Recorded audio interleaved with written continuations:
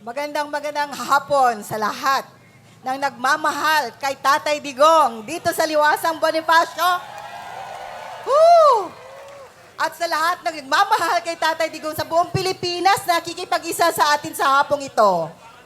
Live tayo sa iba't ibang probinsya, sa social media. So lahat din ng mga OFW nakikipag-isa po sa atin sa hapong ito. Una sa lahat, nagpapasalamat ako sa pagkakataong ito na makibahagi ng kwento kung paano naging magkaibigan si Pastor Apollo C. Kibuloy at si Tatay Digong. Kumbaga, this is a friendship that is forged in fire. Pagkakaibigang nabuo sa apoy. Bakit? 4 na dekada silang magkasama. Nagkita sila o nagkakakilala sila nung prosecutor pa lang si Tatay Digong in the 80s sa Davao City. At nag-uumpisa pa lang ang gawain ng Kingdom of Jesus Christ. Napakasimpleng buhay. Maliit pa ang kapilya, hindi pa rin kilala si Tatay. So ano ba yung klaseng pagkakaibigan meron sila? Hayaan yung babasahin ko ito. They are two ordinary people who work together in dangerous environment. And through the years, they develop a strong friendship forged in fire. The friends who support each other through difficult illness and situation. Bakit masasabi nating doon na buo ang kanilang pagkakaibigan? Sa kalagitnaan ng apoy, kapag subukan, kahirapan, kahit kamatayan. Noong 1980s, ang Davao City ay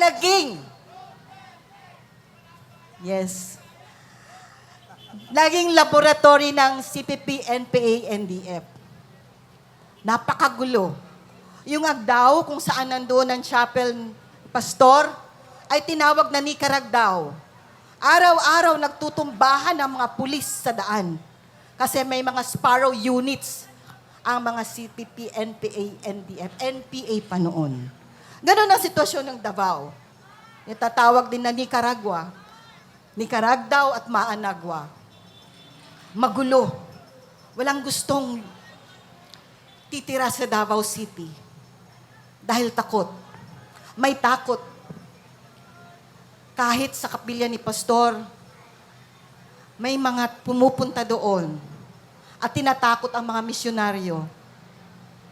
Lalagay ang 45 sa harapan at pinapapili. Baril o Biblia? Ganun ang Davao. Tumakbo si Mayor bilang Vice Mayor at muli siyang dumalaw sa pananambahan ng Jesus Christ. Sa madaling salita, nanalo si Mayor bilang Vice Mayor noon hanggang naging mayor ng 3 terms, hanggang naging congressman, at naging presidente ng bayan nating Pilipinas. At mula noon hanggang ngayon, magkakasama sila ni Pastor. Ano bang klaseng kaibigan sila?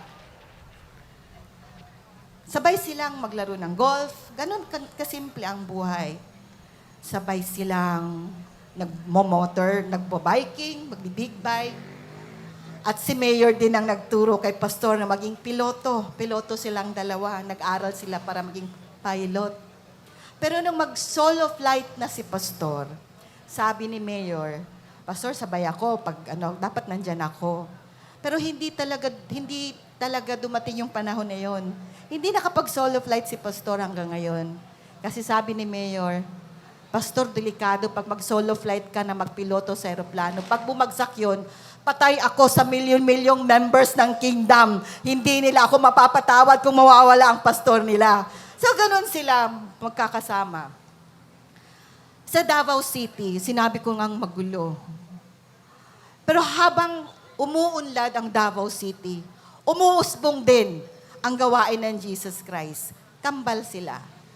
Magkaiba man ang landas, magkaiba man ang kanilang ginagawa, magkaiba man ang misyon nila sa buhay, Dahil si pastor ay naging pastor, tagapag-alaga ng kongregasyon, ng kanyang mga tupa, si Tatay Digong naman ay naging ama ng siyudad ng Davao. Umunlad at lumago ang Kingdom of Jesus Christ kasabay ng pag-unlad at paglago ng Davao City. And through it all, magkasama sila. Nakita namin kung paano ang pagmamahal ni Tatay sa mga taga Davao City. Alam ko nakita nyo rin kasi naramdaman din natin nung siya ang naging presidente natin dito sa Pilipinas. Nung may baha sa kanilang lugar, nauunang si Tatay nandoon. Alam natin kung paano siya naging taxi driver para malaman niya na talagang ligtas ang lahat ng mamamayan tuwing gabi. Alam din natin kung paano siya ang unang pumunta doon sa Tacloban, nung panahon ng Hayan, hindi pa siya presidente. Davao City Mayor lang siya. Pero siya ang unang official na pumunta doon sa Hayan. Kasabay din ng Children's Joy Foundation, na foundation ni Pastor, upang tulungan ang ating mga kapatiran na nasalanta ng Baguio doon. Mga kababayan, si Pastor at si Tatay Digong, they are ordinary people. Kaya nga sinabi, God calls ordinary people to do extraordinary things that God has destined them to do. Destiny. Tadhana. Tinadhana na silang dalawa na maghalos magkakambal ang kanilang misyon sa buhay. Si Pastor, tagapangalaga sa spiritual, nagbabago ng mga tao na tunay na pagbabago mula sa puso. Si Digong, din ang nag-aalaga sa mamamayan, una sa Davao City. At alam ko, na-experience natin yan dito sa buong Pilipinas. Nagpapasalamat tayo dahil may isang Rodrigo Duterte na tumayo laban sa terorismo, nag-una doon sa Davao. At nung nangyari ngang naging presidente siya, nilabanan din niya ang terorismo, katulad din ni Pastor, na inilaan niya ang laban kasama ang bayan upang masugpo ang insurhensya na nagpapahirap sa ating bayan. Merong isa nakipaglaban, ang ating presidente, at ganun din si Pastor. Nakipaglaban ba siya sa droga? Alam natin kung paano siya tumayo, paano siya nanindigan sa katotohanan. Sa Davao City pa man hanggang ngayon, kung ano yung bahay na tinitirhan ni Tatay Digong nung mayor pa siya hanggang naging presidente siya. Pareho lang ba ang bahay niya? Nakatira ba siya sa parehong bahay pa rin? 30 years na, nire-repair lang niya. Si Pastor, kahit lumago ang Kingdom of Jesus Christ, walang ni isamang ari-arian na nakapangalan kay Pastor. Ganun pa rin, namumuhay na simple, although pinagpapala talaga tayo ng dakilang Ama, pareho silang hindi bumigay sa pera, hindi nababayaran ang kanilang paglilingkod at serbisyo sa bayan. Totoo sila na talagang tutunay na nagmamahal sa bayang Pilipinas. Si Tatay, noong may panahon na tinalikuran siya ng iba niyang mga kasamahan. Si Pastor, nilapitan niya, at tunay nga, kahit iniwan siya, nung tumatakbo siyang mayor or congressman, pero nung pumunta siya sa Kingdom of Jesus Christ, sinabi ni Pastor, Mayor, susuportahan ka namin. Anong nangyari? Lahat ng members tumulong, lahat ng members lumakad, lahat talaga ng Kingdom of Jesus Christ sumuporta. Kaya landslide win pa rin si Tatay. Walang makakatalo dahil alam natin kung anong klaseng pamumuno meron si Tatay Digong. Katulad ng twin bombing sa Davao City noong 2003 sa pier at sa airport, kaya naitatag ang Task Force Davao. Unang-unang pinakilala ni Tatay ang mga militar sa Kingdom of Jesus Christ. Hindi kami sanay na makipag-usap sa mga military. Pero dahil kay Tatay Digong, inintroduce niya yung Task Force Davao, binuksan ng Kingdom of Jesus Christ ang compound namin para masuportahan ang task force at ang mga leaders ng Kingdom of Jesus Christ, pinasanay ni Pastor, tag-training sila ng basic military training para maramdaman namin kung ano ang buhay ng military, kung ano ang buhay ng sundalo. Gusto ni Pastor na madama din namin kung paano ipagtanggol ang ating bansa. Pareho sila nagtatanggol sa ating bayan. Kaya nagpapasalamat kami sa lahat ng taon, mag-aapat na dekadang magkaibigan si Pastor at si Tatay. May mga panahon na magkaiba sila ng prinsipyo. May mga pagkakataon na hindi sila nag-iimikan. Tunay na mga kaibigan, pero kasi naninindigan sila sa bawat isa nilang paniniwala. Pero mga kababayan, alam niyo ba, kahit iniisip ni Pastor na hiwalayan si Tatay Digong, gusto na ni Pastor na kumalas. Dahil alam naman natin kung anong klase ang lingwahe ni Tatay. Anong klase ang buhay niya, hayag naman yan. Si Pastor naman, iba naman ang landas na tinatahak niya. Gusto man niyang humiwalay. Pero ito ang patotoo, na si Tatay Digong palaging ipinahahayag ng ating Diyos sa langit kay Pastor na huwag niyang iwanan, kay palagi niyang suportahan, kahit minsan labag na sa puso, pero hindi nakakatulog si Pastor. Meron talaga, kasi merong mensahe palagi ang dakilang Diyos. Kaya 18 years bago naging presidente si Tatay, pinahayag na siya kay Pastor, naglalaro sila ng golf. At nasabi ni Pastor, Mayor, nanaginip ako. Nasa Malacanang ka, may kausap kang mga general. Palagay ko magiging presidente ka kasi yun ang nakita ko. Sabi ni Mayor, ako Pastor, wag yan, di natin kaya yan. Dito lang tayo sa Davao, hanggang syudad lang ako. Pero natupad ba ang panaginip ni Pastor? 18 years pa bago naging presidente noong 2016. Ipinahayag na si Pastor at alam natin kung gaano nilait si Tatay. Kung ano ang paglalait ni tanggap ni Pastor sa ministry, kulto si Kibuloy, nangangabuso si Kibuloy, nagmemera lang si Kibuloy, bula ang propeta si Kibuloy. Ganon din si Tatay. Ano ba si Tatay? Kriminal, ang bababae, bastos, di ba? Probinsyano, baduy. Anong klase ba yan? Dapat ba siyang maging presidente ng ating bansa? Ngunit dahil kinasihan siya ng Diyos, ordained siya talaga ng Diyos, kalooban ng langit na siya maging presidente ng bansang Pilipinas, dininig talaga ang dalangin, natupad ang pahayag na binigay ng Diyos kay Pastor Apollo Kibuloy. Pinagamit ni Pastor ang resources ng kingdom. Alam natin walang budget si Tatay.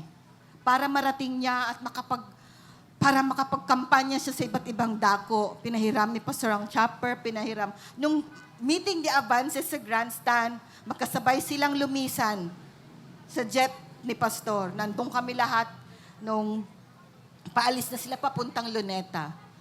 At nung magbilangan na at tapos na ang eleksyon, saan si Tatay noon? Kapiling ni Pastor, gabi na, tapos na ang botohan. Dumating si Tatay sa compound. Pastor, dito lang ako. Doon siya humuhugot ng lakas. Nakasama niya, alam niya ang kaibigan niya nandyan. Hindi siya iiwanan at nagpapasalamat siya. Nung gabing yon, nung nanalo na talaga si Tatay at kasama namin si Tatay na nagbunyi, nagpasalamat sa Diyos. Alam din natin ano ang nangyari pagkatapos niyan. Nung nakaupo na si Tatay, binigyan niya ng pagkakataon, yung nasa kaliwa, hindi matanggap ni Pastor. Sinuportahan natin si Tatay Digong. Bakit pinapaupo niya yung kaliwa? Di ba kalaban natin yan? 3 taon silang magkahiwalay. 3 taon silang hindi nag-uusap. Hinayaan ni Pastor. So kahit may posisyon na si Tatay Digong, kahit minsan, hindi humingi ng pabor si Pastor. Kaya di ba sabi ni Tatay, my friendship ends where my loyalty to my country begins. Sabi din ng Pastor, true. My friendship ends where my loyalty to the kingdom of Jesus Christ begins. Yun ang nangyari. Pero dahil merong plano ang dating Ama sa langit, after 3 years, Nakita natin kung paano trinabaho ni tatay ang Pilipinas, kung paano niya pinuksa ang masama, kung paano niya tayo binigyan ng tunay na katungkumpayan at tunay na kaligtasan mula sa kasamaan. Kaya hiniwalay muna si Pastor. Pero after 3 years, nung last term na muli, magkasama sila ni tatay. Magkasama uli si Pastor, ang kanilang mga pananaw para sa ating bansa, ang kanilang mga plano sa ating bansa. Nag-uusap silang magkaibigan. Ganon si Pastor makisama, ganon din si Digong. Kahit sa kahirapan, kahit sa bingit ng kamatayan, walang iwanan. Iniwan ba tayo ni tatay? Hindi. Hanggang ngayon, nananatili ang kanyang pagmamahal sa bawat isa sa atin. Kahit nandun na siya sa Netherlands, tayo pa rin ang iniisip ni tatay. Kamakanan pa rin ng bayan ng kanyang iniisip. Ayaw niya tayong mag-isip para sa kanya. Sabi niya, di ba, don't worry, I'm okay. Ganon si tatay. Mga kababayan, sa panahong ito, alam ko nagdadalamhati tayo. Nung nakita namin ang nangyari sa Pilipinas, nasa Hong Kong pa kami, kasi last Sunday, magkakasama rin kami doon sa prayer rally din, prayer and worship din sa Hong Kong. Pinagbigyan din ni Pastor si tatay na makadalaw sa ating mga kapatid na mga OFW. At alam niya kung ano ang mangyayari. Pero hindi siya tumakas. Kahit kami nag-iisip, sana wag na lang bumalik si tatay. Pero dahil tunay siyang Pilipino, tunay siyang nagmamahal sa bayan, bumalik siya. Na-witness natin, nakita, nasaksihan natin kung ano ang kadasan na ginawa nila sa Tatay Digong natin. Naalala namin at nanumbalik ang nangyari sa KOJC siege. Kung gaano kadami ang pulis na lumusob sa KOJC compound, yun din ang karaming pulis na humuli kay tatay. Si Pastor, nag-iisa. Bakit libo-libo pulis talaga ang lulusob? Si tatay, nag-iisa. At alam natin may edad na. At may nag-iinda pang karamdaman. Bakit ganun kadami ang pulis na kukuha sa kanya ng sapilitan? Si Pastor, dahil ganun silang kaibigan. Ang naramdaman ni Pastor, dalamhati. Naramdaman ni Pastor na parang noong namatay ang kanyang ina na pinakamamahal. Ganon nagdurugo ang puso ni Pastor sa nangyari ngayon. Ginipit din si Pastor. Ginipit din si tatay. Ang dalawang tao na nagbuwis ng kanilang buhay para sa kapakanan ng iba, ang dalawang tao na nagsama ng 4 na dekada na nagbigay ng kanilang buhay, nagsilbi sa mga mamamayan. Ngayon, may edad na sila, nasa twilight years na sila. Ito ang nangyari. Pareho pa rin sila. Pareho pa rin ang dinanas nila. Unang ginipit at ngayon nasa piitan pa si Pastor na walang hustisya. Sumunod din si tatay. Kinuha siya na labag. Alam natin lahat labag sa batas. Pareho din. Tadhana ba? Destiny ba yan ng parehong magkaibigan? Pero hanggang ngayon, alam natin na may Diyos sa langit. Kung paano kami, KOJC, niligtas ng 16-day siege. Alam naming may milagro dahil alam natin na higit ang kapangyarihan ng ating dakilang Ama sa langit kaysa sino man tao na may kapangyarihan ngayon. Naniniwala ba kayo sa milagro? Naniniwala ba kayo na lahat ng dalangin natin na mataimtim ay didinggin ng Diyos natin? Nagkakaisa tayo. Yung kanta nga na ang bulong, lumaganap na. Ngayon may sigaw na. Ang sigaw natin, ibalik si Tatay Digong dito sa bansang Pilipinas. Ibalik si Tatay Digong dito sa ating mahal at kanyang pinakamamahal na bansa. Naniniwala ba kayo sa hustisya na nanggagaling sa langit? May korte sa langit. Dinidinig ng Diyos ang dalangin natin. Kung wala tayong hustisya dito, merong justisya sa langit. Because God is a God of judgment and God is a God of justice. There is a Chinese proverb that says, the hottest fire produces the bravest men and leaders. Kung gaano kainit ng apoy, ganun din kamatibay ang taong kanyang nabibigay o nagagawa. So alam natin kung gaano katibay ang ating leader. Matibay ba si tatay? Nababali ba si tatay? Hindi. We will never bow down to tyranny. Hindi tayo masisiil. Dahil tayo ay Pilipino. We are Filipinos for nothing, di ba? We are not Filipinos for nothing.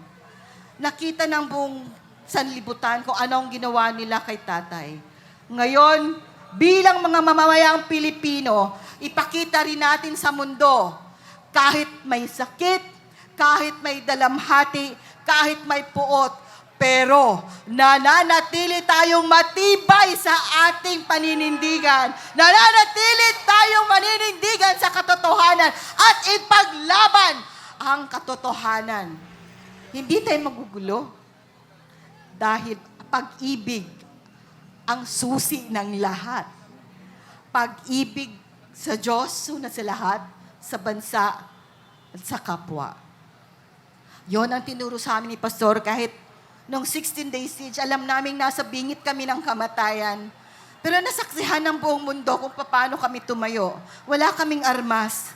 Ang armas namin ay dalangin, pagpupuri, pagpapasalamat at pag-ibig. Dininig ng Diyos ang aming dalangin. Hindi niya kami pinabayaan. Hindi pa tapos ang laban. Patuloy pa rin ang laban hanggang makamtan natin ang tunay na pagbabago, tunay na kalayaan, tunay na katagumpayan. Sa mga kababayan kong Pilipinas, nagkakaisa tayo dito. Walang relihiyon, walang pananampalataya, kahit ano ang pananampalataya natin, kano ang estado natin, ano man ang partido natin, kapwa Pilipino tayo. Iisa lang ang ating bandila. Iisa lang ang nagwagayway na bandila natin. Nag-iisa ang Pilipinas. Bakit nangyari ito? Upang muli tayong magbuklod-buklod. Upang muli tayong magkakaisa. Dahil nahati tayo sa nakaraang administrasyon o ngayong administrasyon. Nagkahati-hati tayo. Nawala yung unity. Nawala yung continuity.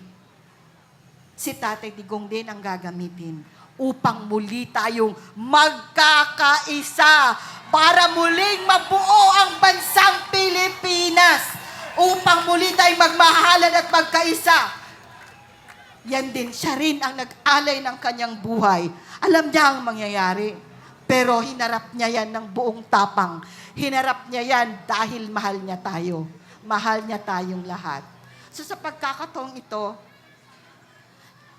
lahat tayo, saan man tayo, anumang estado sa buhay meron tayo, alam natin na ang Diyos, iisa, at dinidinig niya ang taimtim na dalangin, ang taimtim na dalangin ng kanyang mga anak.